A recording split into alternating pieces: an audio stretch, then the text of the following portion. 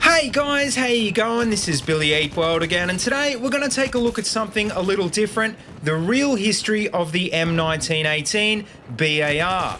And in terms of history, well, this gun definitely has an interesting one because it's probably one of the most legendary guns ever made. The reason for this is because it was actually the standard issue squad automatic weapon of the US Army for almost 50 years. And not just that, it was also used by dozens of other countries as well, in just about every conflict of the 20th century, from World War I till as late as the Vietnam War.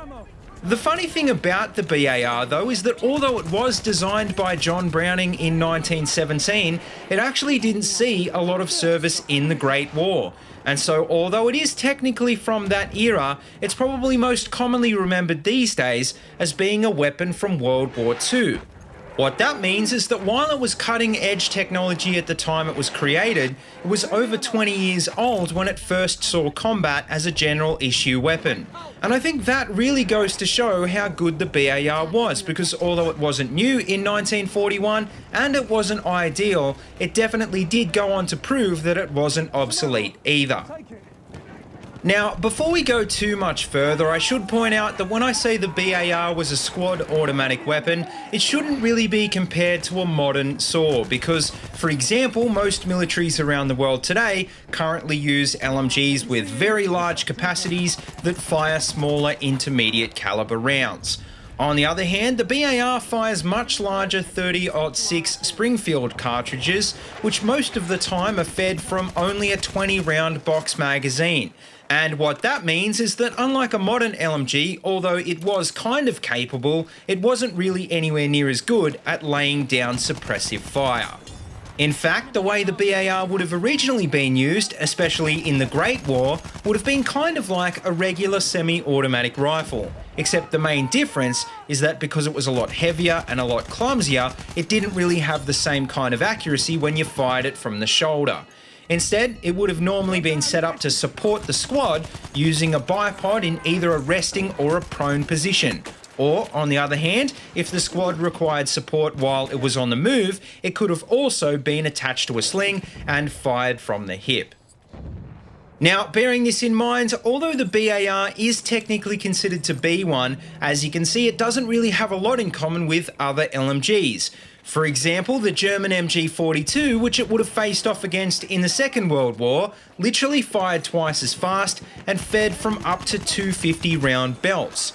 Even its closest rivals, the British Lewis and Bren guns, both had larger magazines and most importantly, loaded from the top, which might not seem like such a big deal, but just think about how much more awkward reloading would be if you were lying down prone on the ground.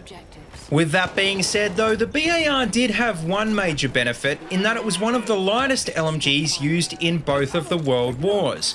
And not just that, it was also one of the most reliable, especially compared to the horrendous Shawshat, which was also used by the USA in World War I. In fact, its reliability is one of the main reasons its service life stretched well on into the early years of the Vietnam War. Because in the jungle, while US troops were dealing with their brand new M16s jamming up, you could always rely on a BAR to get the job done. Now, finally, to finish up, I should point out that so far we've only really covered the military history of the BAR, but what you might not realise is that it was also a very common weapon used by US law enforcement agencies. In fact, the reason the police adopted the gun to begin with was because it was a weapon of choice of gangsters like John Dillinger and Bonnie and Clyde. And with criminals on the streets with automatic weapons like this, the police were outgunned and they had no choice but to start using them as well. These days though, it's a lot harder to get your hands on automatic weapons, but believe it or not, you can actually still legally buy a new BAR. And that's because there's actually a company called Ohio Ordnance Works who bought the rights to make a semi-automatic version of the World War II era M1918 A3. The most interesting thing I think though is that they also make a gun called the H-Car, which is basically a modernised BAR in a polymer frame. And so, as you can see, although the original BAR has long since been replaced as a military weapon, almost 100 years on, the history of this gun is still being written.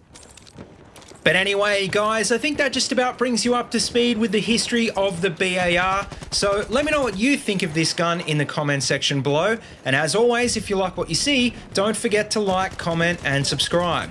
Also, check out the links in the description below if you want to see any more of my videos, or if you want to support this channel on Patreon. And until next time, see you later, and have a good one.